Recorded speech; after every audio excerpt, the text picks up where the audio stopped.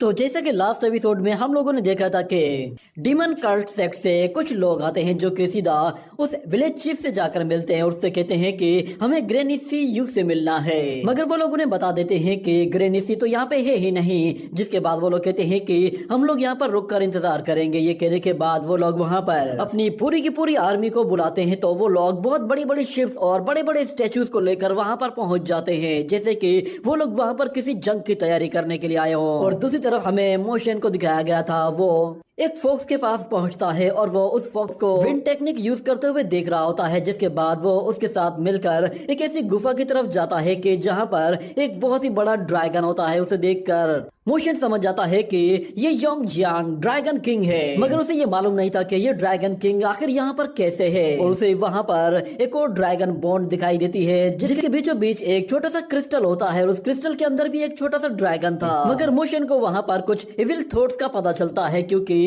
वो रेलेक उसे evil thoughts के सिग्नल दे रहा होता है। ये देखकर वो काफी ज्यादा सरप्राइज होता है और कहता है कि इन इविल थॉट्स के सिग्नल तो और भी ज्यादा स्ट्रॉन्ग होते जा रहे हैं, यानी कि वो वाइब्रेशन और भी ज्यादा बढ़ती जा रही थी। मगर अभी भी मोशन को पता नहीं था कि आखिर ये इविल इंटेंशन किसकी है, क्योंकि उसे वहाँ पर कोई भी बंदा नजर नहीं आ रहा था। और दूसरी तरफ वो व्हाइट फॉक्स उससे कहती है कि हम लोग जैसे जैसे गहराई की तरफ जा रहे हैं, यहाँ पे माहौल उतना ही ज्यादा ठंडा होता जा रहा है। इतने में उन्हें वहाँ पर एक डेड बॉडी दिखाई देती है, जिसे देखकर वो लोग काफी ज्यादा डर जाते हैं और पीछे चले जाते हैं। मगर वो लोग देखते हैं कि ये बंदा तो मरा हुआ है। और फिर वो व्हाइट फॉक्स उसे बताती है कि जरा वहाँ देखो, ऐसा लग रहा है कि जैसे ये dragon born Yong Jiang dragon king की बॉर्न है। ऐसा लग रहा है कि यहाँ पे मौजूद जितने भी ये फॉग है, ये सारी की सारी इसके मुंह से निकल रही है। और दूसरी तरफ हमें दिखाया जाता है वहाँ पे मौजूद ज़ॉम्बी वो जिंदा हो जाता है और वो मोशन की तरफ देखता है। ये देखकर मोशन कहता है कि ऐसा लग रहा है कि जैसे ये ड्रैगन इस फॉग के जरिए यहाँ पे मौजूद जितने भी लोग हैं, इन लोगों को ममीज में कन्वर्ट करके इन्हें अपनी मर्जी से कंट्रोल कर रहा है। शायद ये यहाँ पर किसी चीज को प्रोटेक्ट करना चाहता है। और फिर उन लोगों को वहाँ पर उसी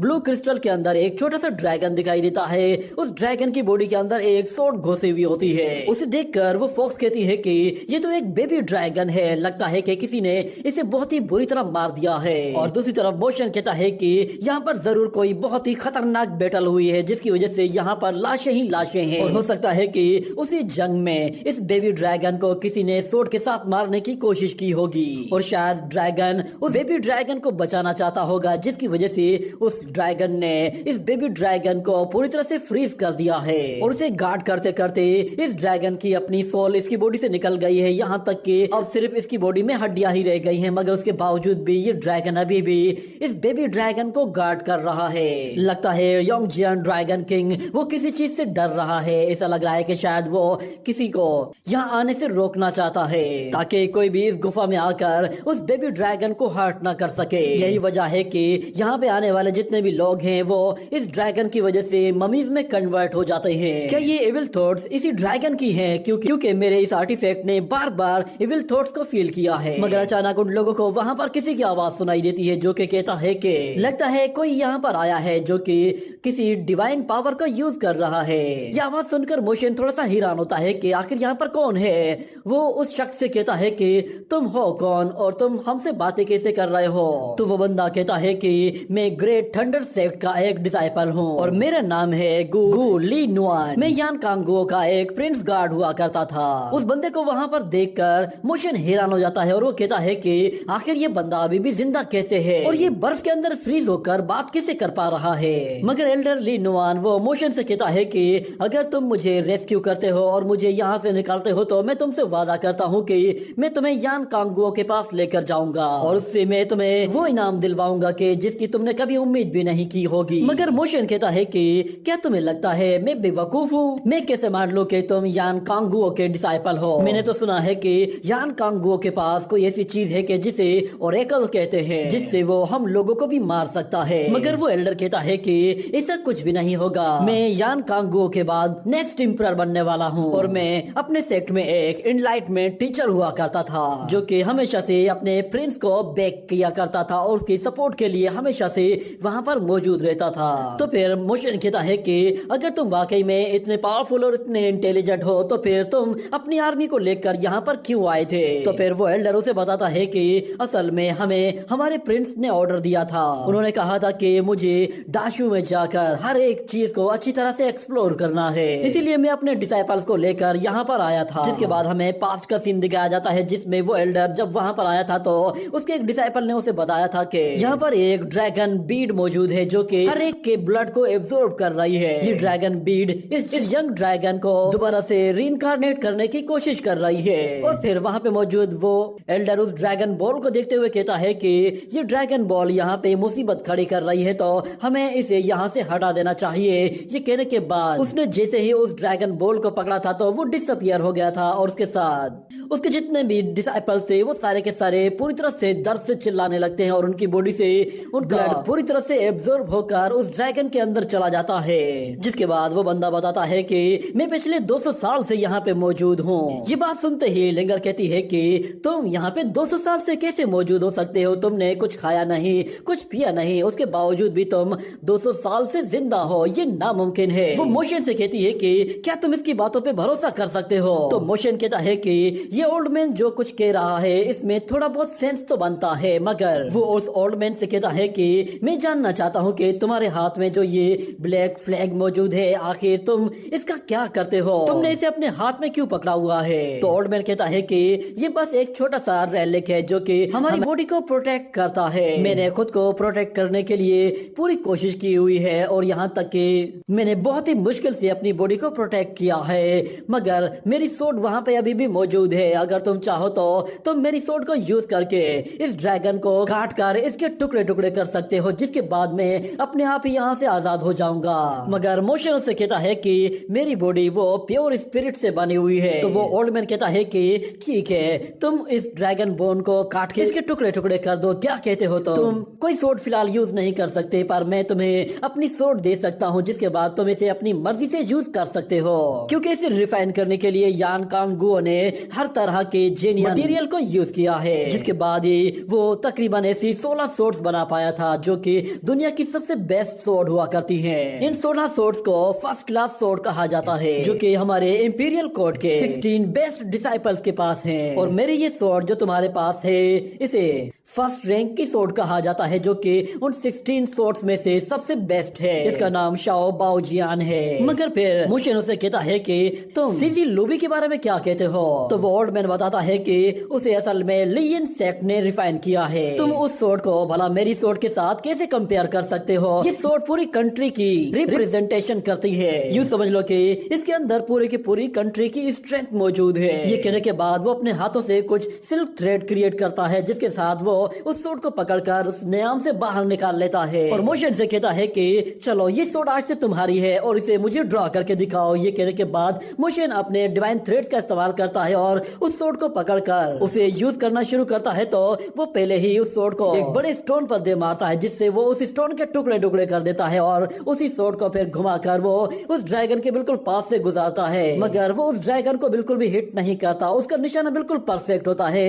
वो उस ड्रैगन के आसपास अपने थ्रेड के जरिए उस सोड को मूव करता है जो कि बहुत ही ज्यादा तेजी के साथ मूव कर रही होती है। ये देखकर वो ओल्ड मैन भी डर जाता है क्योंकि उसके आइस स्टोन में भी वो सोड जाकर टकराई थी, जिस पर वो मोशन से कहता है कि आखिर ये तुम क्या कर रहे हो, तुम उस सोड को सही से कंट्रोल नहीं कर रहे। तो फिर मोशन कहता है कि मैं क्या करूं, मैंने कभी भी कोई सोर्डमैनशिप नहीं सीखी है, इसीलिए मैं सोर्ड्स को इतनी आसानी से कंट्रोल नहीं कर सकता। ये सुनकर उस एल्डर को काफी गुस्सा आता है, मगर वो मोशन से कहता है कि चलो ठीक है मैं तुम्हें सोर्डमैनशिप सिखाता हूँ। पर मोशन कहता है नहीं, मुझे नहीं सीखनी। ये सुनकर वो एल्डर भी हैरान हो जाता है, मगर वो उस एल्डर को बताता है कि मेरे ग्रैंडपा फार्मिस्ट ने मुझे बताया था कि हमारे विलेज में कोई सबसे बेस्ट स्वॉर्डमैनशिप वॉरियर मौजूद है और वो मुझे सबसे बेस्ट स्वॉर्डमैनशिप सिखा सकता है। और अगर मैं किसी और बंदे से स्वॉर्डमैनशिप सीखूंगा तो हमारे विलेज का वो वॉरियर मुझे स्वॉर्डमैनशिप नहीं सिखाएगा। मगर फिर ली नुओ से कहता है कि क्या तुम पागल हो, सबसे बेस्ट स्वॉर्डमैनशिप सिर्फ और सिर्फ यान कांगुओ स्वॉर्डमैनशिप है। ये सुनकर मोशन उससे कहता है कि क्या यान कांगुओ के पास बहुत सारे स्वॉर्ड सेक्ट्स हैं। एल्डर ली नुओ से बताता है कि हाँ ऐसा ही है, हमारे यान कांगुओ के अंडर में ऐसे बहुत सारे सेक्ट हैं जो कि स्वॉर्डमैनशिप में एक्सपर्ट है और वो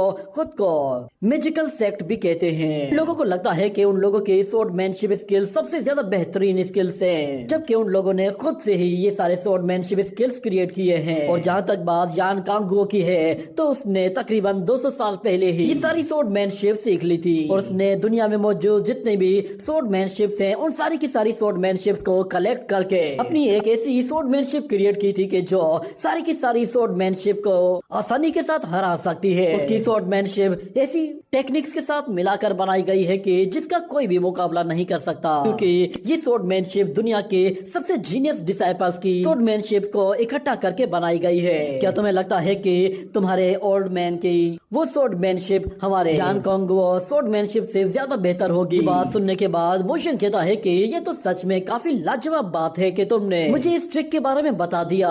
यान कांगुओ का विजन तो सच में बहुत ही ज्यादा जबरदस्त है। कोई सोच भी नहीं सकता कि कोई बंदा इस तरह सारी की सारी स्वॉर्डमैनशिप्स को इकट्ठा करके एक नई स्वॉर्डमैनशिप क्रिएट कर सकता है। सच में यान कांगुओ तो एक जीनियस बंदा होगा। एल्डर ली नुओ कहता है कि तुम्हारे पास सबसे बेस्ट स्वॉर्डमैनशिप आने वाली है और तुम अभी भी हिचकिचा रहे हो। क्या तुम ये स्वॉर्डमैनशिप नहीं सीखना चाहते? तो मोशन कहता है कि नहीं, मैं नहीं सीखूंगा। ये सुनकर वो एल्डर गुस्से में पागल सा होने लगता है, मगर फिर वो खुद को शांत करता है और कहता है कि अच्छा ठीक है, मैं तुम्हें अपने सीक्रेट फॉर्मूला के बारे में बताता हूँ। इसे स्पेस सीक्रेट फॉर्मूला कहते हैं। ये सुनकर मोशन थोड़ी देर सोचता है और फिर कहता है कि चलो ठीक है, यही सही। ये सुनकर वो एल्डर कहता है कि ठीक है, तो फिर सुनो, मेरे सीक्रेट फॉर्मूला को डाशिन जीव कहते हैं। इसके लिए एक लॉयल और प्योर हार्ट होना जरूरी है। चलो अब जो जो मैं बताता हूँ वैसे वैसे करते जाओ। ये सुनकर मोशन फिर उसकी बातों को फॉलो करते हुए उस स्वॉर्डमैनशिप को सीखने लगता है। और दूसरी तरफ हम देखते हैं कि वो व्हाइट फॉक्स वो काफी बोर हो रही होती है और वो वहीं पर ही सो जाती है,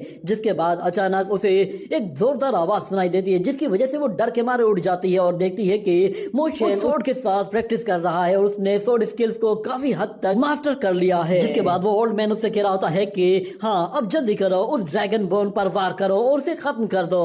और इस तरफ हम देखते हैं कि मोशन उस स्वॉर्डमैनशिप को सीखने के बाद भी वहीं पे ही खड़ा रहता है और उस ड्रैगन पे वार नहीं करता और उस ओल्ड मैन से कहता है कि तुम सच में काफी ऑनेस्ट बंदे हो, मैं नहीं चाहता कि तुम यहाँ पे मारे जाओ। मगर वो ओल्ड मैन दिल दिल में कह रहा होता है कि बच्चे एक मर्तबा मुझे आजाद तो कराओ, उसके बाद मैं देखता हूँ कि कौन किसे मारता है। तुम यहाँ पर जरूर मारोगे, बस मुझे एक मर्तबा यहाँ से आजाद होने दो। मैं यहाँ पर तुम्हें ऐसी मौत मारूंगा कि जिसके बारे में तुमने कभी सोचा भी नहीं होगा और तुम्हारा ये कीलू और रेलेग भी अब मैं ले लूंगा। और उसके बाद जब मैं ये ड्रैगन बॉल और शी कीलू अपने प्रिंस को जाकर दूंगा तो वो इसके लिए बहुत ज्यादा खुश होगा।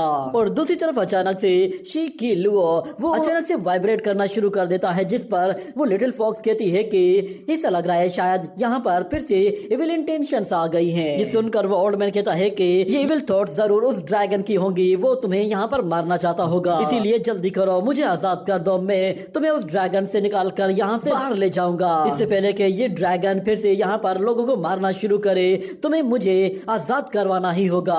मैं पिछले कई सालों से देख रहा हूँ कि ये ड्रैगन यहाँ पे लोगों को बेदर्दी से मार रहा है, मगर मोशन कहता है कि तुम झूठ बोल रहे हो। मैंने खुद यहाँ पर अपनी आंखों से देखा है कि योंगजियांग ड्रैगन किंग के हाथों मरने वाले जितने भी लोग हैं वो सारे के सारे ममीज में कन्वर्ट हुए हैं और यहाँ पे बहुत सारे लोग ऐसे हैं कि जो इविल पावर की वजह से मारे गए हैं, उनके जिस्म में सिर्फ और सिर्फ हड्डियां रह गई हैं। इसीलिए यहाँ पर दो अलग अलग तरह की डेथ हुई है, तो इसका मतलब है कि यहाँ पे दो अलग अलग खतरनाक लोग मौजूद हैं जो कि लोगों को मार रहे हैं। एक तो ये ड्रैगन है और दूसरे तुम ही हो। यहाँ पे मौजूद जितने भी स्केलेटन पड़े हुए हैं उनकी बॉडी में मौजूद ड्रेस वो तुम्हारी ड्रेस से सिमिलर लग रही है। ऐसा लग रहा है कि ये सारे के सारे तुम्हारे डिसाइपल्स हैं। ये सुनकर वो फॉक्स काफी ज्यादा डर जाती है और कहती है कि अगर इसके डिसाइपल्स को इस ड्रैगन किंग ने नहीं मारा है तो फिर इस ड्रैगन किंग ने नहीं मारा है तो फिर इन्हें किसने मारा है। ये सुनकर मोशन मोशन सोचना शुरू करता है और कहता है कि मैंने सच्चाई का पता लगा लिया है। ऐसा लग रहा है कि जैसे यहाँ पर ये ओल्ड मैन जब उस ड्रैगन बॉल की वजह से फ्रीज हो रहा होगा तो इसने उस वक्त अपनी पावर को यूज किया होगा ताकि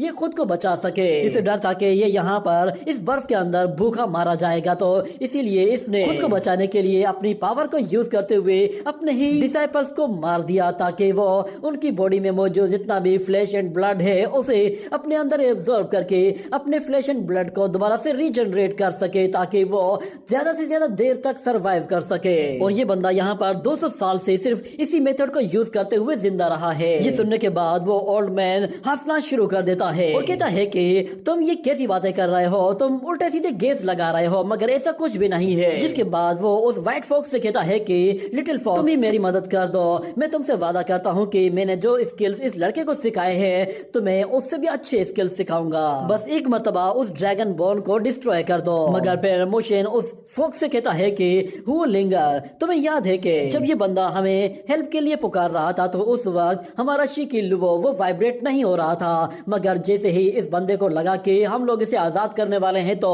अचानक से शिकिल वो वाइब्रेट होना शुरू हो गया। यानी कि इस बंदे को जब पता चला कि ये आजाद होने वाला है तो ये हमें मारने के लिए कोई प्लान बनाना शुरू कर रहा था। ये सारे के सारे इविल थॉट्स इसकी ही बॉडी से निकल रहे हैं। ये सुनकर वो फॉक्स भी डर जाती है और कहती है कि ये बंदा काफी लंबे टाइम से यहाँ पर भूखा है, इसका मतलब है कि ये हमें यहाँ पे खाने वाला है। मगर मोशन कहता है कि तुम्हें डरने की जरूरत नहीं, हमारे पास शिकिल वो है जो कि हमें प्रोटेक्ट कर सकता है। ये बंदा जानबूझकर हमें बेवकूफ बना रहा था ताकि ये हमारी हेल्प से खुद को आजाद कर सके और बाद में फिर हमारी ही चमड़ी उधेड़ने वाला था। ये सुनकर एल्डर ली नुआन दोबारा से हंसना शुरू कर देता है और कहता है कि अच्छा तो तुम्हें पता चल ही गया, सोचा नहीं था कि तुम इतने ज्यादा समझदार होगे, मगर क्योंकि तुम अब यहाँ पर आ ही गए हो तो फिर अब तुम्हें यहाँ से निकलने के लिए मेरी परमिशन चाहिए होगी, वरना तुम यहाँ से जिंदा नहीं जा सकते। ये कहने के बाद वो अपने हाथ में मौजूद उसी रेलिक की पावर को यूज करता है तो हम देखते हैं कि उस रेलिक से अचानक से डार्क एनर्जी निकलना शुरू हो जाती है जो कि मोशन को और उस व्हाइट फॉक्स को पकड़ने की कोशिश करती है। तो मोशन के हाथ से वो रेलिक गिर जाता है जिसकी वजह से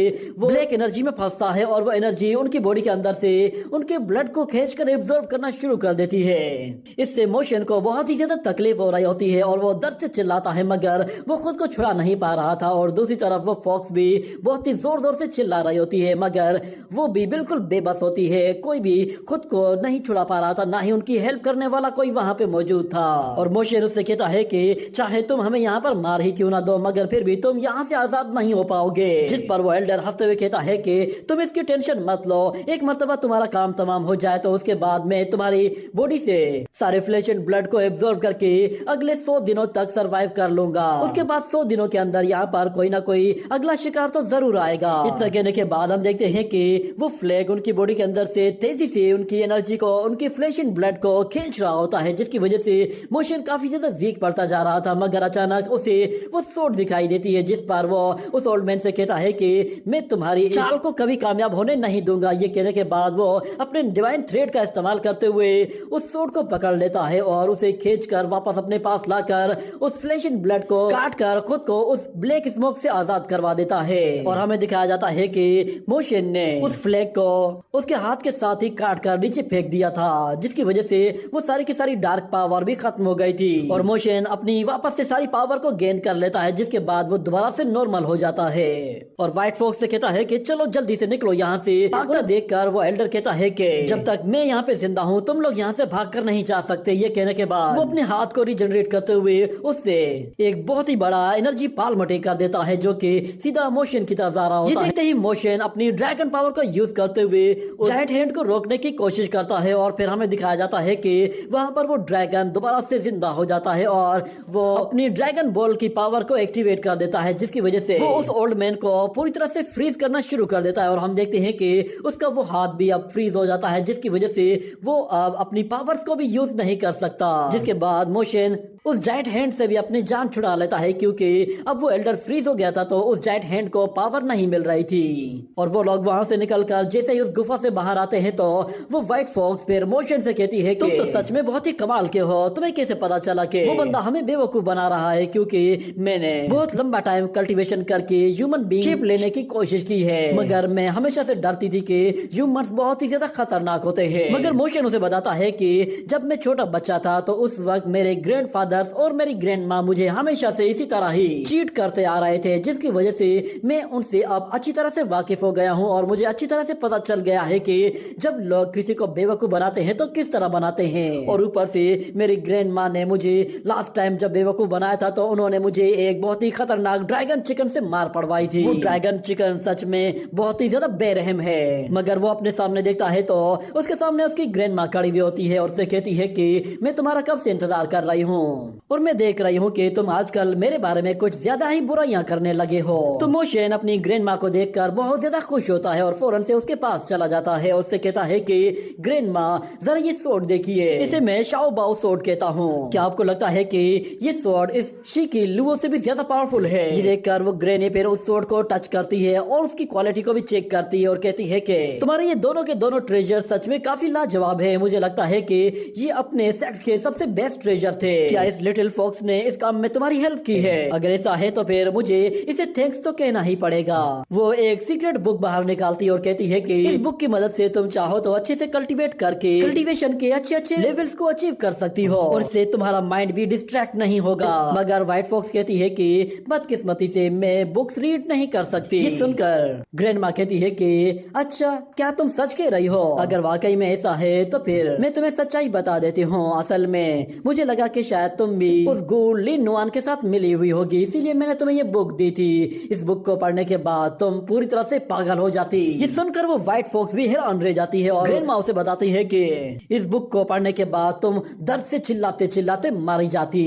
ये सुनकर तो उस व्हाइट फॉक्स की रूह तक कांप जाती है और वो वहाँ से दूर जाकर एक जगह बैठ जाती है और कहती है कि मोशन, तुम्हारी माँ तो सच में बहुत ही ज्यादा चालाक और बहुत ही बेरहम है, जिन लोगों को बेवकूफ अच्छे से बना लेती है। अगले सीन में हम देखते हैं कि मोशन अपनी ग्रैंड माँ के साथ अपने डिसेबल्ड विलेज में जा रहा होता है, मगर वो लोग देखते हैं कि उनका विलेज तो पूरी तरह से चेंज हो चुका है, जिस पर मोशन भी हैरान होकर कहता है कि ये हमारे विलेज में नया टाउन कब से आबाद हो गया। वहाँ पर बहुत सारे घर बने हुए होते हैं और बहुत बड़ी बड़ी बिल्डिंग्स दिखाई देती हैं और वहाँ पर सेंट लिनशुन का नाम दिखाई देता है, जिस पर वो ग्रैनी काफी ज्यादा घबरा जाती है और मोशन कहता है कि आखिर ये कौन लोग हैं। मगर वो देखता है कि उसकी ग्रैंड माँ के हाथ कांपने लगे हैं, जिस पर वो अपनी ग्रैंड माँ से कहता है कि आपको हुआ क्या है, आपके हाथ इतने ज्यादा ठंडे क्यों पड़ गए हैं? क्या यहाँ पर कोई खतरे वाली बात है? आखिर यहाँ पर हुआ क्या है, मुझे कुछ बताइए तो सही। ये कहने के बाद वो उसे वहाँ से ले जाती है और दूसरी तरफ हम देखते हैं कि विलेज चीफ अभी भी उसी सेंट के सामने बैठा हुआ होता है और वो सेंट फिर ग्रैनी से कहता है कि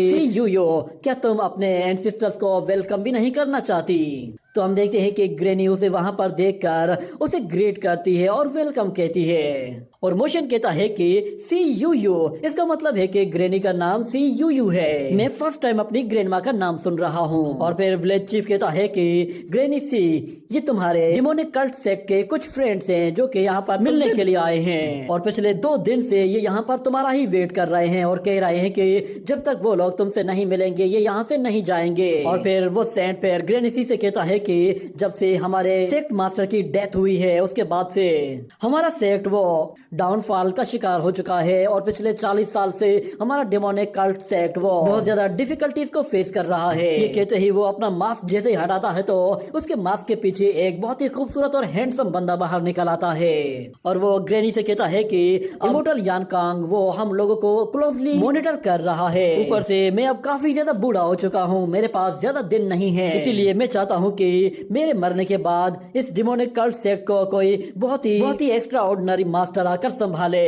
मगर ग्रैनी सी को ये बात समझ में आ गई थी कि ये लोग यहाँ पर उसे धोखा दे सकते हैं और मोशन कहता है कि जरा 1 मिनट रुको, ये बंदा एक ग्रैंड मास्टर है, ये कैसे हो सकता है? ये तो दिखने में मुझसे बस 2-3 साल ही बड़ा लग रहा है। मगर फिर विलेज चीफ कहता है कि ग्रैनी सी ने तुम्हारे सेक्ट मास्टर को शादी की रात ही मार दिया था। क्या तुम अपने मास्टर के कातिल को अपने सेक्ट का मास्टर बनाना चाहते हो? क्या तुम्हारे पास इससे बेहतर चॉइस और कोई नहीं? और विलेज चीफ कहता है कि क्या तुम लोग अपने मास्टर के बदले के लिए यहाँ पर नहीं आए हो? क्या तुम ग्रैनी सी को मारना नहीं चाहते?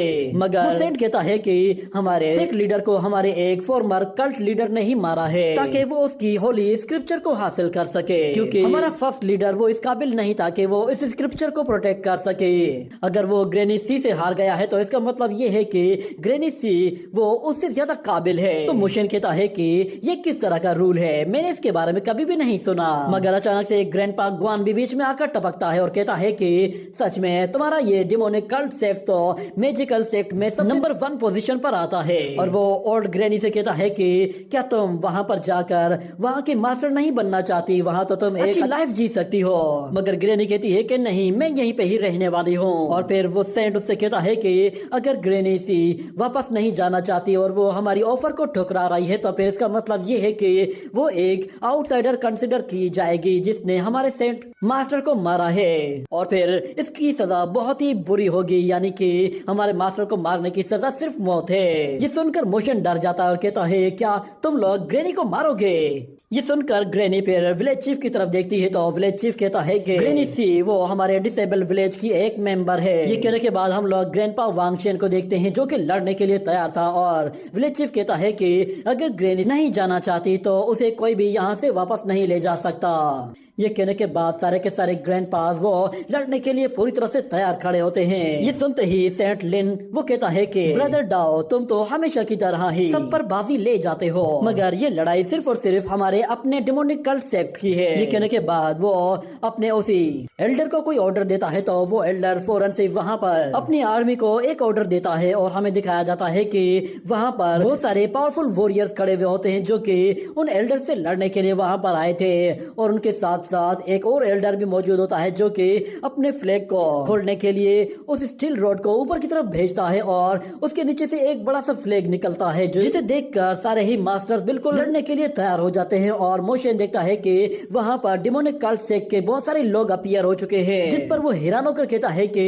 इतने सारे लोग अचानक से यहाँ पर कैसे आ गए। और फिर वो फार्मिस्ट कहता है कि सच में डिमोनिक कल्ट सेक्ट तो अपनी रेपुटेशन के लिए काफी ज्यादा मशहूर है और वो इस रेपुटेशन के लायक भी है, क्योंकि वो जब भी कहीं पे भी जाना चाहे तो वो अपनी डिमोनिक पोर्टल टेक्निक को यूज करके किसी भी टाइम कहीं भी पहुंच सकता है। अब पता चला कि मास्टर यान कांग वो डिमोनिक कल्ट सेक्ट में इतना ज्यादा इंटरेस्टेड क्यों है। इस डिमोनिक कल्ट सेक्ट की मैजिकल पावर की मदद से वो पूरी की पूरी दुनिया को अपनी मुट्ठी में कर लेगा। उसकी आर्मी दुनिया में कहीं भी किसी भी टाइम जाकर कुछ भी कर सकती है। और विलेज चीफ कहता है कि हम सारे के सारे लूले लंगड़े बहरे लोग हैं, लगता है कि शायद हम लोग किसी बुरी सिचुएशन में फंस गए हैं, मगर ऐसा नहीं है कि ये लोग हमें इतनी आसानी से हरा देंगे।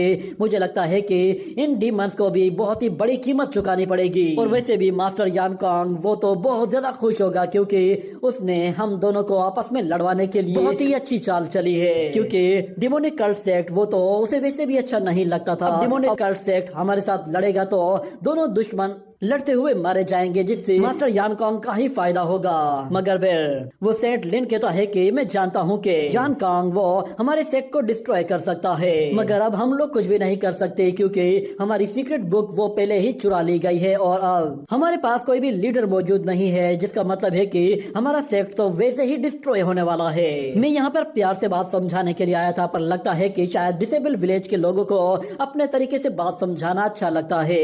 अगर ऐसी ही बात है तो फिर ठीक है, मैं भी तुम लोगों को तुम्हारे ही तरीके से बात समझाऊंगा। ये बात सुनकर विलेज चीफ उसे बहुत ही ज्यादा गुस्से से घूर रहा होता है और उसी के साथ ही ये एपिसोड यहीं पे ही एंड हो जाता है।